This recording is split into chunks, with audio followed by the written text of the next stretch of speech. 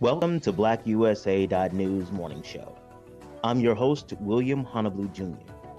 Join us as we explore the news and opinions that impact our community. We break down how the major stories have a very personal, local, and racial impact. No topic is off limits, but even if the conversation gets rough, we're always going to keep it real.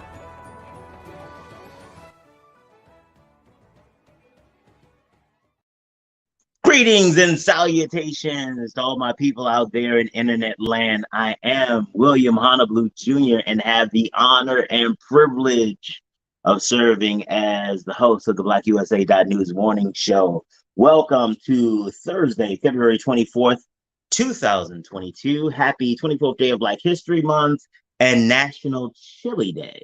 Again, you learn so many things when you start finding out what happens hither and thither.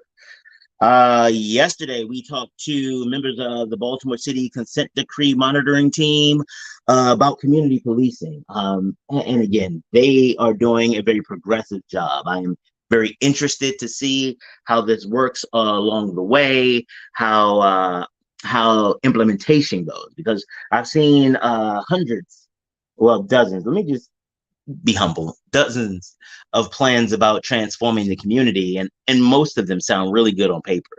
It's where the implementation comes in, and I'm grateful for them to come on and share with us about how that implementation process is working, so we can have real information, because we need to know this kind of stuff, because if we don't know who what they're doing or how they're doing it, then guess what did my friend say? She said, if you are not at the table, then you will be on the menu. And so I'm grateful that we get a chance to be at the table.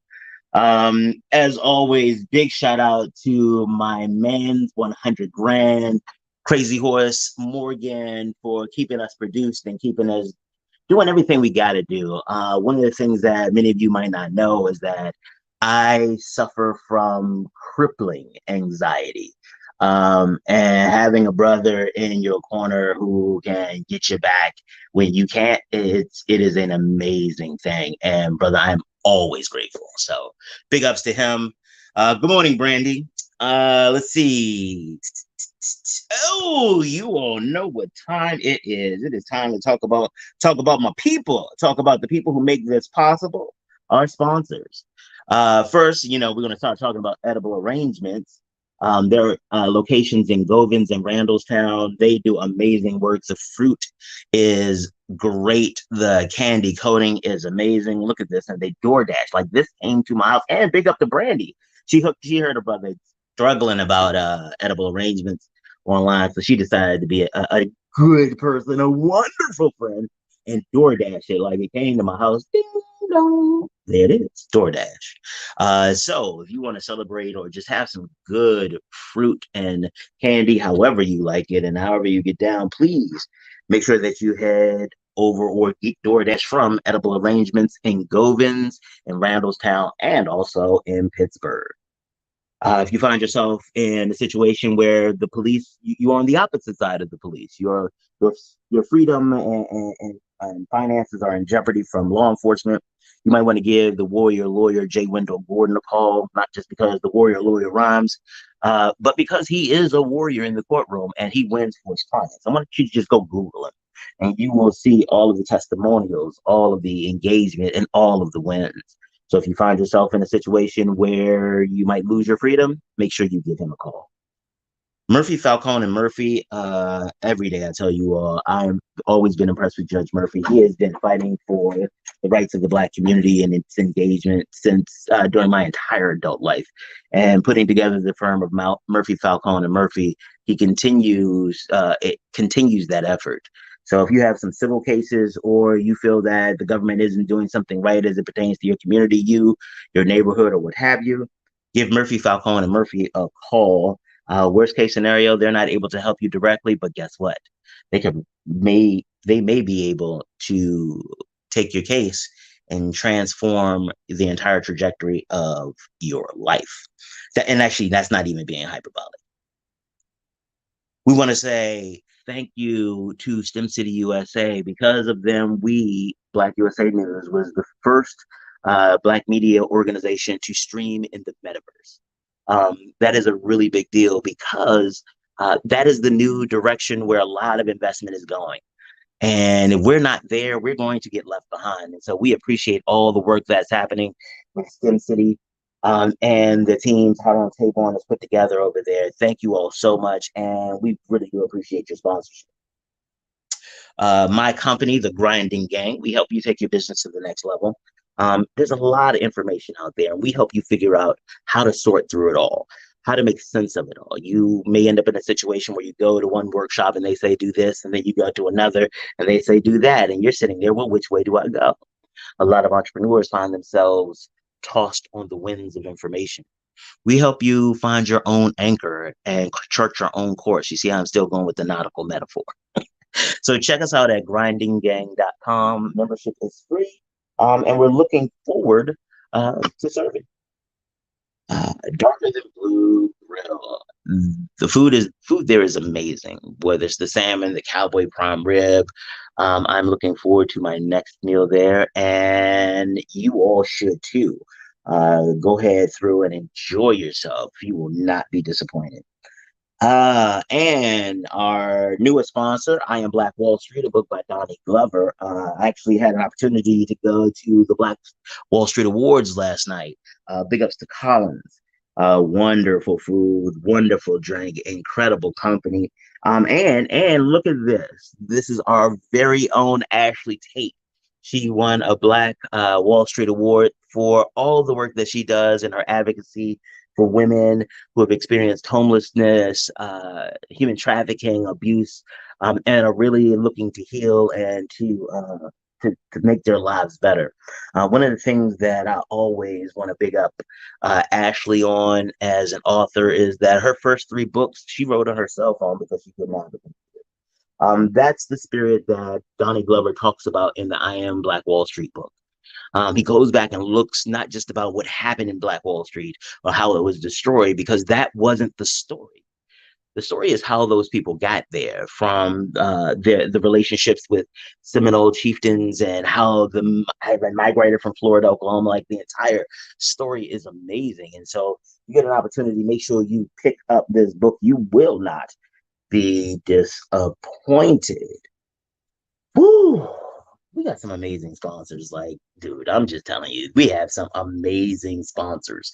Oh, and a PSA about not just our sponsors, but as you all are going out and engaging our sponsors, and as the world opens back up, just as a personal favor, take it easy on the people that you are engaging. Some of us have anxiety and are getting back into the flow of things. And so we would appreciate whatever patience you could lend. Thank you. Let's see. Oh, this morning on Donnie's show, Donnie had Dr. Tyrone Powers on to talk about the situation in Ukraine with Russia and how that whole situation can unfold. And honestly, I knew it was a big deal, and I hate the idea of war, and I knew it could escalate quickly. But I always just assumed that calmer heads would prevail. And then it hit me. I'd also never assumed that Donald Trump would ever be president. And especially with the damage that that presidency did to our standing on the world stage, it has created a very volatile situation. This is a game of nuclear chicken, and I was really grateful to have Dr. Powers, who's a former FBI agent and who teaches terrorism and anti-terrorism. Well, teaches about terrorism and anti-terrorism professionally. To have him talk and really explain how this whole thing is working. And he also did a really great job of helping me understand at least, how a lot of this stuff happens in the back channels. I know in politics that works, a lot of times when I worked for the General Assembly, we would go out and the citizens would talk about how they were going to rally this or rally that and how it was going to be impactful. And I was like, I just left a meeting with people who've already decided what's going to happen. And he got into how that's how intelligence works. There are people sitting down at McDonald's and Starbucks and places all around, all very nondescript, having conversations to try to keep us out of war. And it's amazing. But one of the things I was thinking is like, doesn't that just mean that, because we always talk about the Illuminati, and especially now with the Marvel Cinematic Universe have brought in all of this idea about these secret government organizations, and QAnon has made this conspiracy, how things work in this shadowy kind of way. It kind of brings validation to that, and so I was like, I'm glad to know it, that things are working and people are doing things to try to prevent like a horrible war or whatever. But it still kind of felt weird, you know what I mean? Like, oh, so we're relying on people we don't know, never heard of, to handle stuff, and hopefully they're doing a good job. Like, so that was weird, but it was a great show to even get that perspective. So big up to Donnie and Dr. Powers. Oh, tomorrow, one of my great friends, Keisha Wallace, is going to be here from the University of Maryland Eastern Shore Baltimore Alumni Chapter. In the promo, I said Baltimore Alumni Association. I'm sorry, I got so excited about being able to talk to her that I just created a whole organization for her. But we're going to talk about the importance of HBCUs, and in our area, especially in the Baltimore area, we talk a lot about Coppin and Morgan, and big up to both of them. But I wanted to talk about the University of Maryland Eastern Shore and bring her to the table, not just because she's a good friend, but there are a lot of people who are alumni of the University of Maryland Eastern Shore who are doing really big things, and they have a significant impact on the community. Additionally, there are a lot of Baltimore City school students and Prince George's County students who go to the University of Maryland Eastern Shore every year. So we want to make sure that people understand that it's a choice, and also how you can and should support your HBCU. Okay, let me get my coffee. Yo, this is gonna be a good. See, I gotta get my energy before we get it started. Today we have a return guest, because I wasn't finished with the conversation from before. We had a wonderful time, and it wasn't just enjoyable. We got into some really deep conversations about community and the effectiveness of community and how to engage community. And I wanted just to bring him back. Aside from he's a great guy, like he's a really great guy. I wanted to bring him back so we could just dig deeper into that conversation, because I think as the world does open back up, and as we started trying to figure out and unravel what we need to do for our community in this world, this new world that will be created, we need to make sure that we aren't sounding like some of the people who've been oppressing our community, where we sit in the position where we know best for them. And take it even a step further, because look at my skin. Of course I know better. But like I remind you all the time, all skin folk and kinfolk. But I will bring you one of my kinfolk to the table right now, Mr. Darnyle Wharton. Hey, sir, how's it going? What's up, man? How you doing? What's going on, man? I am doing well. What did it say? Highly blessed and favored. Highly blessed and favored. I'm so glad to be back, man. And you're right. We had a great time last time. We really got into some things. So glad you brought me back so we could, continue that conversation on community, which is a very important thing, especially now, because our community was down for a while. We were all inside, and we were all, on Zooms, and we were all looking at more TV and really getting to know each other family wise. And now we're going to be integrating ourselves back into the streets. It's going to be one of those times where we're going to be experiencing a whole lot more things, because Baltimore went through some changes since we've been, I guess you say, in quarantine. Absolutely. And one of the things that I want to make sure that we never forget is that it wasn't good before quarantine. Right. Like that's and what I don't want, because I've heard people start talking about this new and how everything is going to be getting back to normal. I don't want normal anymore. Like normal is what got us here. Normal is what got us here. And so and that's why I love the conversations that we have, because we talk about not normal. We talk about the way it should be, the way that community, and we talked about this off camera, we get into it. And you know what? I have to remember some of the feedback that Horst gave me. He said that, hey, take a moment, make sure that every guest introduce themselves, because everybody doesn't know them. So let's say people didn't see the first show. One, you need to go back and check that out. Go through the links, find it and check it out. So that's one. Two, don't introduce yourself and who you are, so they understand that you're not just, some random dude I found on the interwebs and say, hey, can you come and talk about this? Excellent. I appreciate that. BlackUSA.news news world. My name is Darnyle Wharton. I am a co-organizer of Baltimore Ceasefire 365. I actually have a lot of hats. I am also the community liaison for the state's attorney's office for the Northern District. And I am the community organizer for Empowerment Temple AME Church. And I'm just a community person. Right. Baltimore Ceasefire 365 is my passion, though. Like, I love talking about this because when I became a part of it, it was something that I felt like I had to be a part of because it was helping Baltimore. Hey, absolutely. And one of the things that, so you know what? Okay, because I'm remembering the notes now. I got to remember my show notes. So tell them what Baltimore Ceasefire 365 is. So Baltimore Ceasefire 365, it's a movement that was created back in 2017 by 6 of us. The founders are Erica Bridgeford and Ogun Gordy, and we have 4 other co-organizers, which is myself, Ellen G, Jakia Jones, and Michelle. We call her Shellers. We all came together because, actually, the actual idea came out in 2015 when we were a part. 3 of us or 4 of us were part of 300 Men March. I don't know if anybody remembers 300 Men March. I was with Munir Bahar. I was part of the street engagement team. And at one of our meetings, Ogun had said to Erica, Ogun had saw something on TV the night before about a ceasefire that was happening in another country. And he said, we ought to do this in Baltimore. And he was trying to figure out who he could talk to. And he saw Erica that day and he mentioned it to her in 2015. And Erica was like, yes, that is something we should do.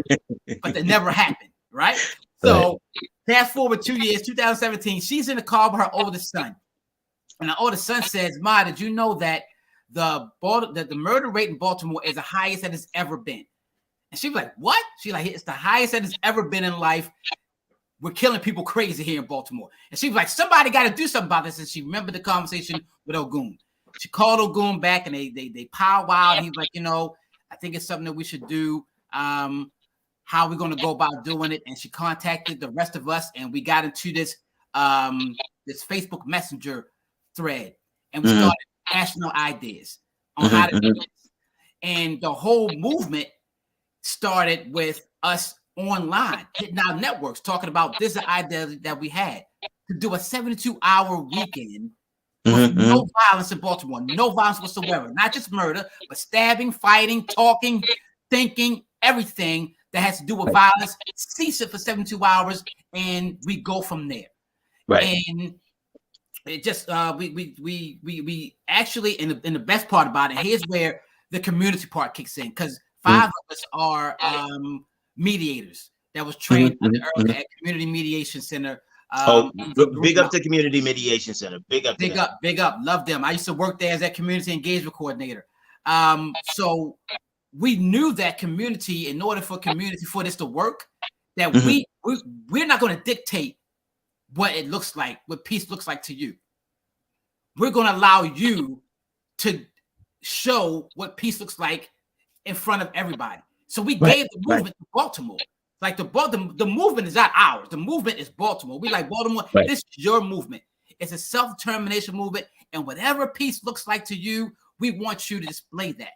And one of the ideas for the whole weekend is to have all of these events that people come up with and have them all across the city where people are having fun, they're getting educated, kids are having fun, seniors, everybody's doing what they feel like peace looks like, no matter how big, how small it is. And everybody, and we put that on our calendar, and people can go to these events where they have so much fun and learn about things and nobody's thinking about being violent. That was the premise. That is the premise of Baltimore Ceasefire when it comes to the weekends, 72-hour weekends. On top of that, we then started incorporating our sacred space rituals where we go to the spot and we bless those spaces and we sage the spaces up, and people can do whatever they want to in that space when it comes to positivity. They could pray, they could sing, they could dance, they could do whatever to remember that person's name, call that person's name, because we know that that person is now fighting for us on the other side. We also incorporated, we got ambassadors. We have 6-7 ambassadors, youth and adult ambassadors that speak like how we speak and go out and talk about what Baltimore Ceasefire is about. We started incorporating churches. We got ceasefire churches. We got ceasefire schools. Yeah, and we go into schools and we talk about ceasefire. We talk about being peaceful, and they become ceasefire schools where every ceasefire weekend they do an event for those weekends, and they put ceasefire posters and they talk to their kids about peace and love. And what we try to do is we try to get so much of that stuff across Baltimore City that it'll be an aura of peace. So when Baltimore ceasefire weekends are coming up, people look at it like Christmas. Like, you know that Christmas is on December 25th. This is what's going to happen. You start to see the commercials, so you already know that Christmas is coming. That's how we want Baltimore ceasefire to come. You know that in February, May, November, August, and November, ceasefire weekend is coming. Oh, it's coming. What am I going to do for ceasefire weekend? I know I'm be peaceful, but what else can I do? Right. So, and I think that that's one of the really big pieces about what you all have done, is that a lot of times when you try to instruct the community, you are trying to tell them what they need to do. You're trying to tell them what peace looks like for them and how they need to show up peacefully. But one of the things that ceasefire does is, like, and not only does it say don't be violent, but then it says, hey, here's other things that you can do. Hey, here's a whole list of events that you can get done. Oh, okay. Look at Dave dropping knowledge, letting us know that there was a ceasefire in Chicago too. Yes. So the ceasefire in Chicago, we kind of looked at them too, because they got real huge with their movement. And we said, what were they doing in Chicago in 1999 when they did their ceasefire? And we kind of took some things from them. And one of the big things we took from them is getting the community involved in whatever peace looks like to them. We didn't want. I never want to come into a neighborhood and say, you should do this in your neighborhood. It's going to be peaceful. You should do this, or you should do that. It is, hey, you know your neighborhood. You know your neighbors. You know you. What does peace look like to you? And what do you think your neighbors will buy into when it comes to peace in your neighborhood? Because a neighborhood in over east is not going to look like what it is west. No, when it comes to peace, it's going to be totally different. Totally different. So that was one of the things. And I think, again, the guiding principle is one of the things that we've been talking about here on the show with our guests and things. It is this idea of it not just being community-led in many cases, or community-informed, and not just being community-led, but you invest the resources in the community and allow the community to do it itself. Right. It is community determined. And one of the things that we were talking to the consent decree monitoring task force, monitoring team, we talked to them about was how community policing still feels like an occupying force, just a very nice and polite occupying force, and how the difference between genuine community empowerment, not community empowerment where you empower the community to its own impotence, where you give them a lot of money and a lot of technology or a lot of documents and a lot of legal structure, and then no support on how to do that. To me, that is, you say go. No, that is empowering them to their own impotence. That is hey, I know you don't live in my world, but my world is where you should. Someone give you tools to get here. But it's like when Oprah, big shout out to Oprah, but let's not forget you did this when she gave everybody the car and they couldn't figure out how to pay taxes. So even though you meant well, and even though it was an incredibly generous offer, you didn't understand the people you were giving it to well enough to understand that gift became more of a burden. Right. Because if you live in some of these places in Chicago, where you gonna park? Right. You get a car, you get a car, but you didn't tell me I got to pay taxes. Oh wait, what about maintenance? What about that? You know what I'm saying? I'm fresh off of a bus card. What? Now you give me a whole car, and I got to get insurance, and I got to get that is what ceasefire does different. You all have no power of law enforcement. You have no power. What to think of real talk? It is influence and the relationship. And one of the things I also want to acknowledge, because a lot of people talk about why is it problematic? Getting community. How can we let community?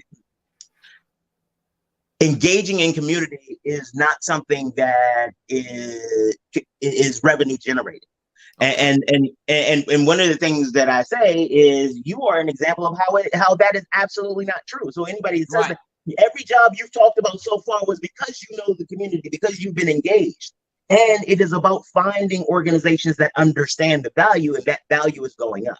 So Right. so again, when we start thinking about, oh, I don't have time to volunteer, I don't have time to get involved, I'm gonna leave that to somebody else because I gotta focus on making the bread. Well, that cash is only going to get you so far. The relationship is going to be the It's rest of it. only going to get you but so far. And here's the best part. Like a lot of people we don't talk about a lot of times. But when we first started, we didn't have any money at all. Our money came from residents that said, "Hey, I see what you're doing. Take this little bit of money and see if you can do what you need posters. Go ahead, get some posters."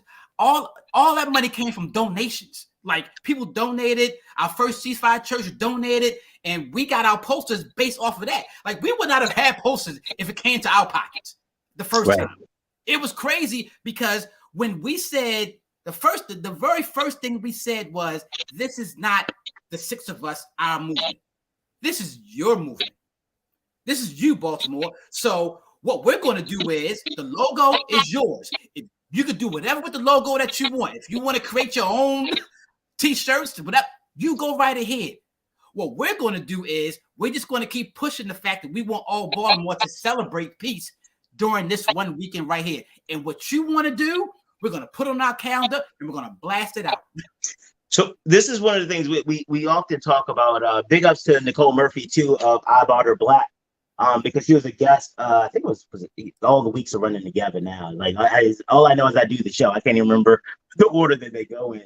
But when we were talking about black bartering, one of the things that I had to bring up is that we have been taught this European model of capitalism. Even in our fundamental economics, we got taught that this commoditization of barter has always been a natural part of human engagement. That is not true for people of color.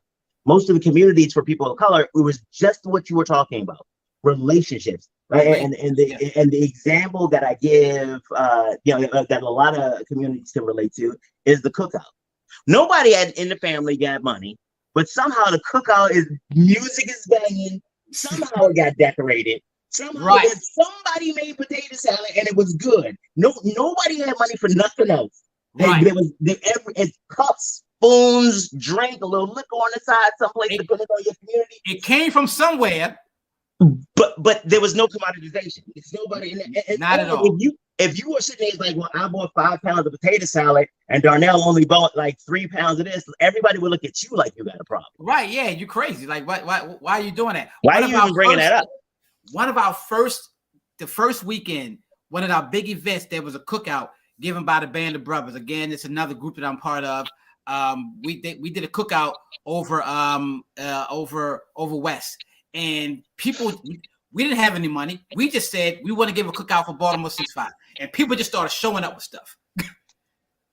And kids was coming, and it was a huge cookout. It was, matter of fact, it was that cookout where we found out about the first person that got killed in the first weekend of Baltimore Ceasefire, Lamar Trey Hines. But it was so many people there just being together that it was like, this is what Baltimore is about.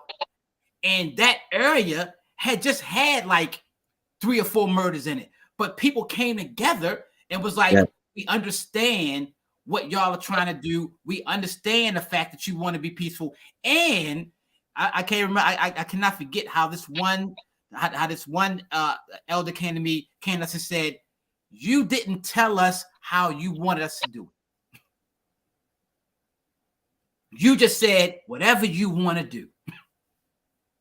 And that's what it is when it comes to community and the stuff that you're talking about, and the conversation you have with the consent decree monitoring team is you have to more than know the people that you're going to engage with. You got to trust them to do it. You got to trust them to do it. And so one of the getting excited, feel me. Sorry. Show notes.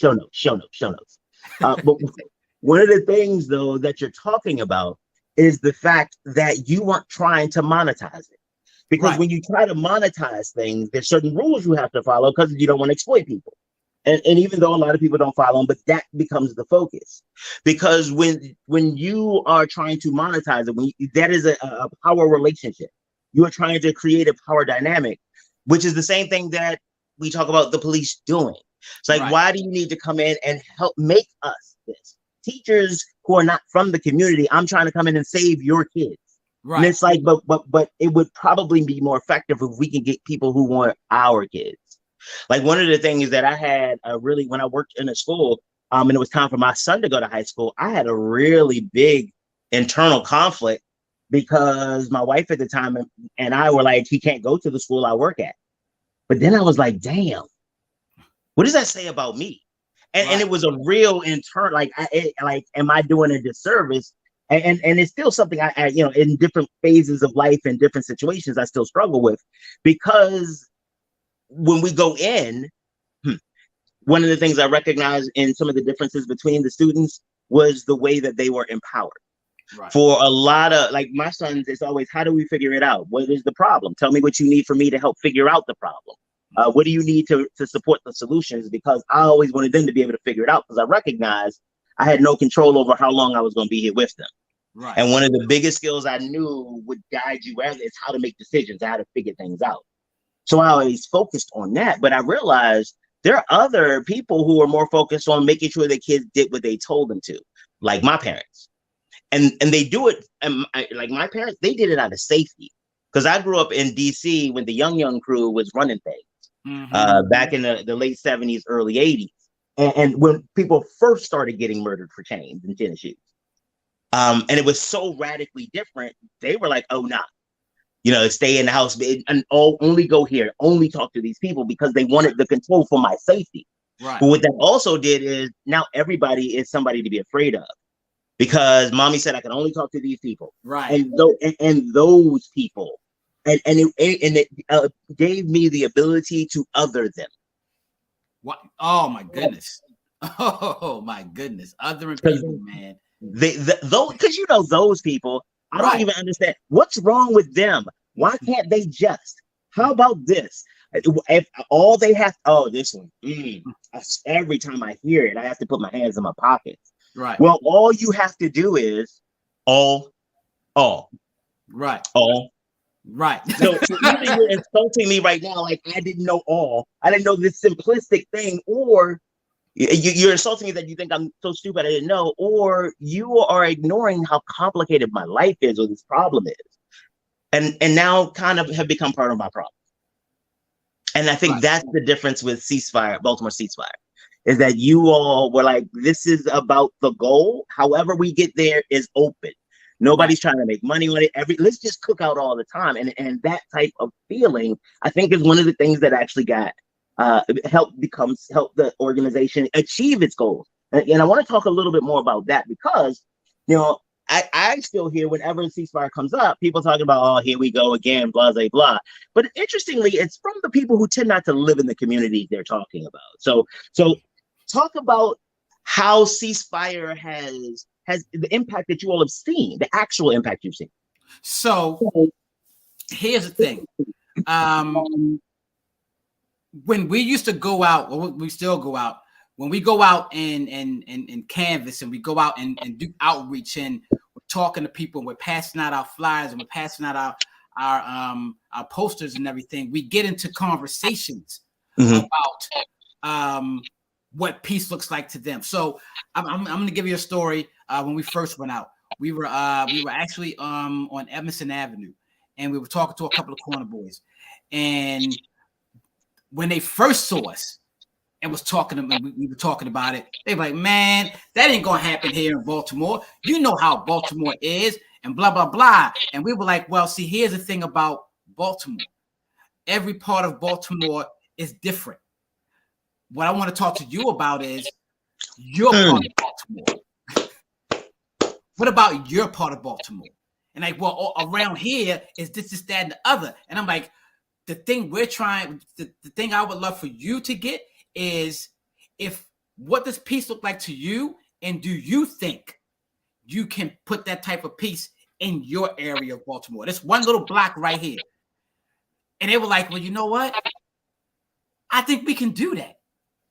because like I told you before, I don't know if it's going to, be like that ever in life. And before we left, one of the young boys grabbed a poster and said, "Can I take this home?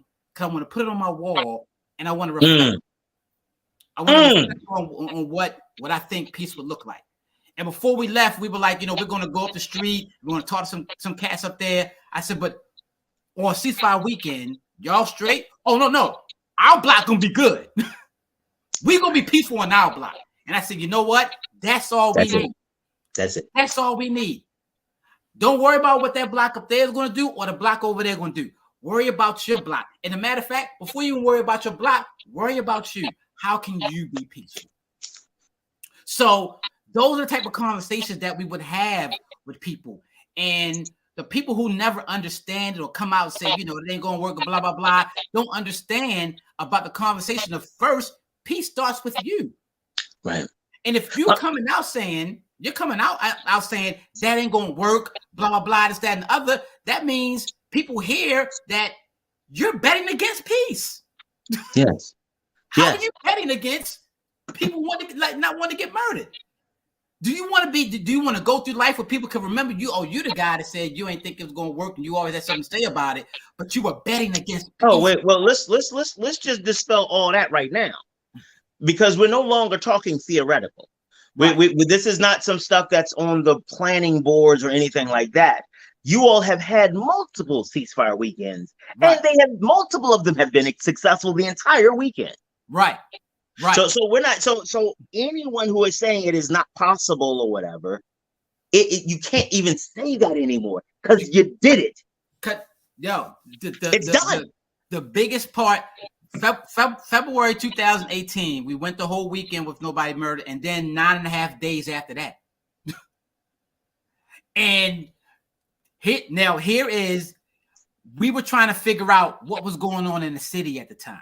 Mm-hmm. Why were there no murders happening? What was going on? And we decided to go out and try to talk to people. So we went to we were on North and Penn North. We were on Penn North. And we were talking to some of the heavy hitters over there. And we were like, yo, what was going on during this whole 11.5 days of murder?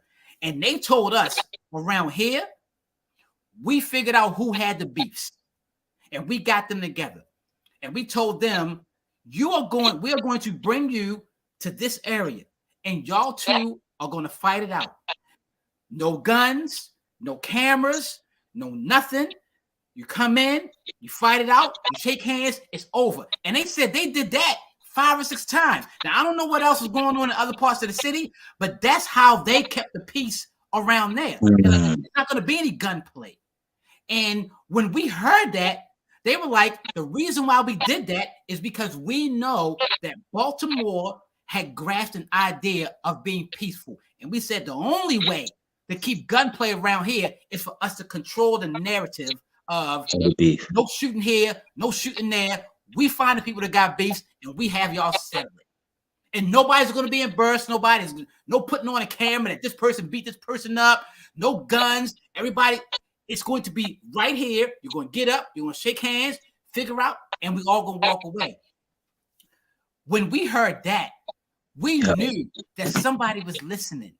Yeah. Somebody was listening, saying, we got to figure out what peace looks like around here. And it may not happen like that in some other part. But that's how it had to happen over there. And for 11.5 days, nothing. We talked to this one guy who said he had a beef. And he said, I decided not to do anything because I didn't want to be the person that broke that 11.5 days. Woo! He said, I didn't want to be that person. Yo, but again, when people at certain times, what was it? At one point it was like one person a day, 1 or 2 people a day were dying. For 11 days, that meant 10 to 20 people survived. Right. Because at one point in time, before the first ceasefire weekend, somebody was dying once every 19 hours. Once every 19 hours. That first ceasefire weekend, The first person didn't get killed until 41 hours in. And you heard people go, yo, what is happening? Yeah. Like, wait a minute. But even the fact that it was disappointing, that is a statement to the fact that there was hope. It was hope. Because one of the things that we used to tell people is, we understand that this has happened up until now, but we don't want you to be numb to it anymore. Because we all were becoming numb. We were seeing it every day on TV. We were seeing it in our neighborhoods, and we were like, all right, just another one gone and moving on. But and sitting there complaining about it. And sitting right. But then when people started saying, okay, I want to try to be peaceful. I want to see how my block can be peaceful. I want to see how my neighborhood can be peaceful. I want to see how my community can be peaceful. You started recognizing, okay, this is what's happening now. And oh my God, this is what's going on. So the numbness started really pushing people to another level of, what do I want my street to look like? Empowerment. It is genuine empowerment when you actually believe, not only can you conceive of it, but you also recognize that you can do something about it, and that will have an impact. And so I want to make sure we get to Chap's comment. I don't know if you're able to speak about what's happening over Glover Street, over East Murder Row. Do you all have any specific activities going on over in that part of town? We do not have any specific activities going on. So what exactly is going on over there? So Chap is saying that he said that Glover Street over East, that they're calling it Murder Row now because of the number of homicides and things that happened on that concentrated area. So that's a big shot to go ahead and see some stuff over there. That is excellent. I'm so glad. I'm so glad to hear that. We're about to start our, for the next ceasefire weekend. That's probably going to be the first street that I'm going to go to. Okay. Thanks. I'm going to go over. I'm going to go right on Glover Street and like, look, this is what we do. Now, here's the other thing. And we talked about this a little bit last time. We don't just come with be peaceful. We don't just come with no murder. We also come with resources. We also come because one of the main things that we understand is when people have an idea of the next step that they want to take, it changes the way they move. Yes, there's a future. It's a future because now they know. There's one cat that I talked to, and he was a corner boy, but he didn't want to be on the corner no more. He was only doing it because he wanted to bring food home to the family. And I asked him, I said, if you weren't doing this at this particular moment, like right now, what would you want to be doing? And he was like, I would want to get my GED. And I was like, he said, but I don't know how. And I went to my phone, and in my phone, I put what a person does next to them. So when I put in GED in my phone, all the contacts come up for GED. And I said, you know what?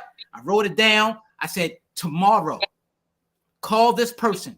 They will put you on a track to get your GED, and whatever you want to do after that, once you get that, you can do that. But here's the thing. The thing about it is, I said, I'm going to come back, follow up with you. If I see you out here, we're going to have a conversation. But now you have a choice. Do you get up tomorrow morning and now you instead of getting up tomorrow morning and saying, I'm going trapping, you getting up saying, I can either go trap or I can call this number that Mr. D gave me. A choice now. And so that's what we kind of bring. We were out one day on Wharton Avenue. We were giving out our posters and flyers and everything, and we seen this elder sitting on the porch, and he just looked so like disheveled. But he took the poster and everything. But we were like, is everything okay? He said, I'm about to get put out my house, but I don't know how to fill out the forms that I need for more time. I don't know where to go. I don't know where to start. And we jumped on our phones. How am I get there tomorrow? Don't worry about it. We're going to get you there tomorrow. We got him there. He was able to fill out the forms. He was able to get a whole new apartment. All the stuff moved and wasn't going to be sitting out in the street by itself. All because when you're out, you got to start recognizing and meeting people and speaking and being that person that nobody thinks that you can be. That person to be like, hey, how are you But doing? I think no. I call ball on you. Call ball on you. Call ball on you. It's not that. Because I see through your ball. I'm gonna tell you what it is. How you gonna call it? I see through your ball. It is the fact that you actually recognize that they're people. You talk about people, not statistics, not community members, but that is the whole of it. Right. Is that when you saw a person sitting on the corner looking disheveled and distraught, you wanted to help a person, not okay. He looks like somebody who might be violent, so let me talk to him because it fits in the ceasefire mentality and it will help stop the violence. You all were focused on helping the people, and real talk, this is just the focus on violence is the mechanism you use to help people. Right. So listen, so don't go around telling me it's because you trying to know. You all deal with people, and everybody I've ever met from Ceasefire. Oh, and big ups to one of my best friends, Mona Lisa Diallo. Big ups to Mona Lisa. That's my girl. She was the first person to bring me into contact with Ceasefire. And I remember when I used to run the Haysbert Center, the Entrepreneurship Center. Whenever you all had anything coming up, we'd always make sure that we had an event there or open up the space and put flyers and everything up because. And so let me be honest, I was a person that was like, that sounds really good, but I hear great plans all the time. I hear those things all the time. I was like, I hope it works for them. Like, I really, really do. And then it actually worked. I was like, but okay. All right. Okay. But and being honest, it was like, I hope it works and I'm down to help because I'm hoping it works. But part of me was like, I've never seen that. Right. And the narrative that I didn't even realize I had adopted had gotten me to believe that it's not possible, but I'm always down for somebody trying to do some good stuff because I also am not arrogant enough to know that I know all things that are possible. Right. And I have very seldom have I been happy that my doubts have been dissuaded. Because that's again one of the reasons I wanted to bring you back, because I realized we were talking about it like it hadn't happened yet. No, ceasefire has happened. 11 and watch this. If this was a corporation and we were talking about metrics, you all did not only in that 1 year, in that one event, not only did you achieve your metrics of 72 hours, you extended it by another 400% or so. Right. So again, there is no basis for anyone to say that it is not possible. And that's why I wanted to bring you back here, because we got people down in Florida, we got people in Oakland, we got people in New Orleans, we got people in New York, we got people all over, and letting them know that this is not only possible, it's been done. It's been done. And here's the best part about that. First of all, before I go into that, I want to give you a big shout out because you and Mona came and set up a table at one of our events, one of the events that we rarely we rarely host events, but this one we hosted over in Harlem Park. And the big part about that was people that lived in that area came back and told us they haven't been in Harlem Park in years because nothing's happening there. And people started coming over, and the fact that they were able to get resources, hear good music, get free food, it was awesome to them. And the Harlem 5 came out. Harlem 3. The three guys that went to jail and were forced to sue. They came out. I wasn't there for that part. Yo, was that Sunday? They were there. You were there. They just didn't. They didn't get on the mic. They were okay. They were just there. Wow. And the one guy said to me, I haven't been in Harlem Park since I got arrested. And this thing brought me back to Harlem Park. But that was a great event. I'm so glad you were part of it. Oh yeah, man, absolutely. One of the things that blew us away when we first started doing it is our own city. Like we had our politicians, we had our councilmen and everything. They were all looking at us like, all right, come back to us on Monday, and we'll see what happens after the weekend. Blah blah blah. In the meantime, I might have been one of them. I might have been one. A lot of people were, but in the meantime, we were getting messages from Portugal, South Africa, Spain, London, other states started creating their own, trying to figure out what was going on. And was like, what is going on in Baltimore that these people are saying that they want to do a 72-hour ceasefire? And that was a thing that we really wanted to get out there, is the fact that if you see something in front of you and you have an idea about how you think it should look, or you got a peaceful idea, just do it. Just put it out in the atmosphere. You are powerful. You are powerful enough. You are powerful.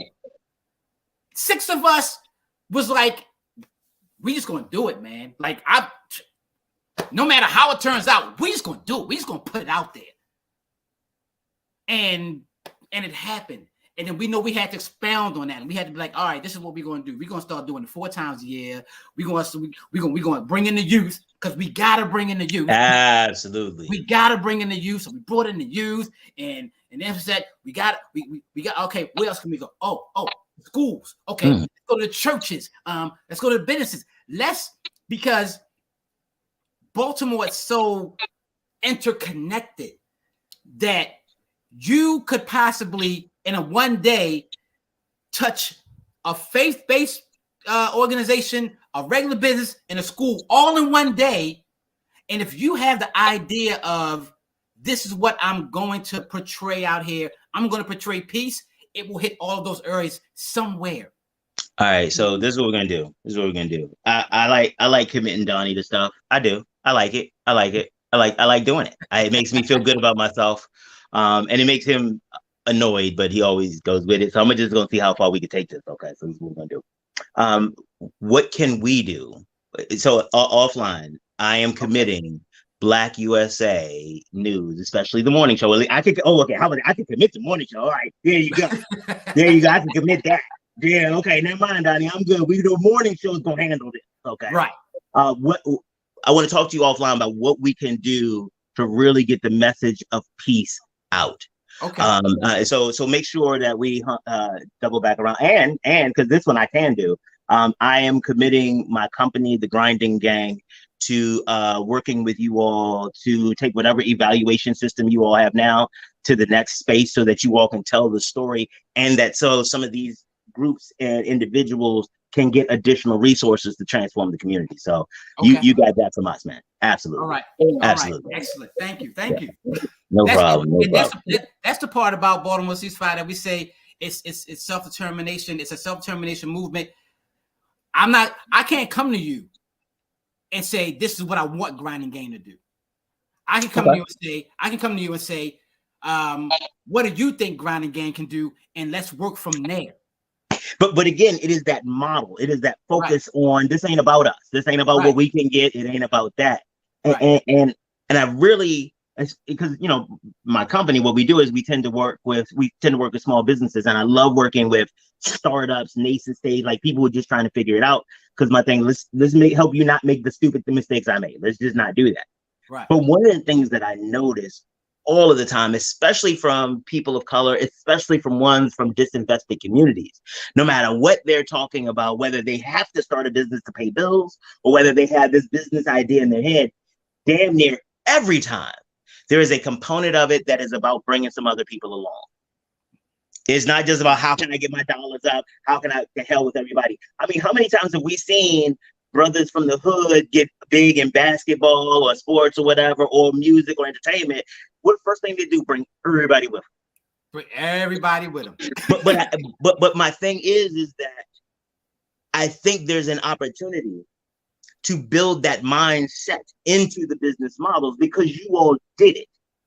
You all didn't start with, well, where are we gonna get grant? Because it's so, one of the things I tell my clients all the time: if your business will only work if you get a grant, then it's not your business. Now your business is getting a grant, right? Because you have to do something. Otherwise, it's that idea you have that you have to wait. You want to be an employee, but feel independent, because you want somebody else to give you everything, all the resources to get it done. But don't tell me what to do. It's like the 7-year-old. Right. No, I can carry it. How do you turn this on? I want to actually, that's more 4-year-old. They don't know how to turn on the TV, but they go, I do it. press all the buttons. Now they can't find Encanto. So now, right. But when you start with the community, when you start with I want to genuinely help, not control. I don't have an idea, and this you all came to the table and said we are not going to impose the stories in our head about what your life should look like. We are going to genuinely empower, right, so that you can decide what your life looks like, and that is that's to me, and actually, by the way, FYI, I am a subject matter expert in business, so I can say this with authority. That has been the model of social entrepreneurship that you all use, and I really do believe that has been one of the reasons for its success. Yeah. Because it's a social entrepreneurship model that's actually social first. It's social first. What I used to say to people all the time, it could be as big as you want to be, it could be as small as you want to be, as long as something you want it to be. But we went down this neighborhood, and this one guy, he had his grill out, he had his 2 burgers on there, and he had his sign on his fence. And he was like, "This is my event." Mm-hmm. And I was like, "You know what? Take it's pictures." On the calendar. I said, "It's on the calendar." He was like, "Okay." I said, "If people come by here, you can give out, if you got food to give out, you can. But if you here's some posters for you. But right now, if you want this event," he said, "This is my event." I said, he said, "I came out here, I put the poster up, and I'm making some hamburgers. I didn't invite nobody. This is what peace looks like to me right now." And I was like, and that's Baltimore Ceasefire right there. But what you also were able to do is that some of that is the doubt. That some of that is the reflection that everybody tells me what I should do, but every time I do it, it's never good enough. Right. Like if I've always been a thief, but I stopped stealing, now everybody still accuses me when something come up missing. And so you tell me you want me to be peaceful. Anything I want to do is okay. That's what I'm gonna do. So now what? They're waiting for you to be like everybody else that's come along. Right. To tell them, oh, that's not good enough. No. And it was probably transformational for him. Like, wait, you gonna put? Let me see. Oh wow, you really did put it on there. Right. Okay. People might come through. Because why would I believe you would do that? Why would I believe you would waste your internet space on this? This is bull. Right. But now the next ceasefire, now I'm like, oh wait, they would put it on this. So let me come out with something from it. It is transformational. And I am so happy that it existed. So thank you, man. Thank you. We appreciate the support so much, especially from somebody who understands community. Thank you, man. From somebody that understands community. When we hear that type of like support back at us, we're like, okay, we doing something right. Oh yeah. And again, right. Subject matter expert. If you want me to go down the list, we can have a meeting. I can run down the list of all the stuff you're doing right. Because I'm again subject matter expert. I got credentials and stuff. You got credentials. Oh, brother, you know what? Again, we did it again. It is like 2 minutes left in the show. I thought we had like 20 minutes left. Right. We can have part 3. We got part 3. Part 4. Part 5. Hey, look, man. You know what's going to end up happening. Donnie's going to, why don't you just give him his own show and be like, okay, what? Don't threaten me with a good time, damn it. Brother, thank you so much again. I am looking for and make sure you hit me up so we can move forward on the sponsorship. The morning show will sponsor the marketing and stuff for the next ceasefire. We will own that and do a lot of the promotion and campaign stuff for you. Most definitely, man. And the grinding gang is going to help you guys with value. And again, if you want, I understand sometimes it's not easy to work with me. You might want to ask a couple people before you commit to that. All right, brother. Thank you so much. Let me get on here before I get in trouble. Thank you for having me again. We'll absolutely, do this again. Oh, absolutely. Yeah. And honestly, you know what? We might have to start earlier because the conversation we had before this, they should have heard that too. That's how we did last time.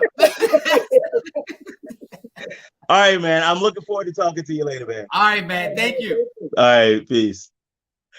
All right, ladies and gentlemen, boys and girls, children of all ages, didn't we do it again? We made it to the end of another show.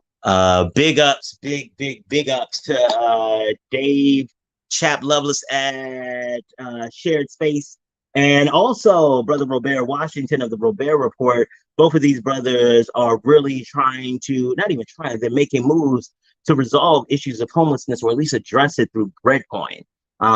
Remember I said that, breadcoin.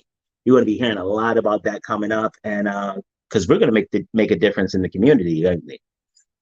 All right, ladies and gentlemen, boys and girls, children of all ages, I hope you've had a wonderful show, and I'm looking forward to talking to you tomorrow when we talk to Keisha Wallace of the University of Maryland, Eastern Shore, Baltimore Baltimore Alumni Chapter. Thank you, guys, and we'll be black tomorrow.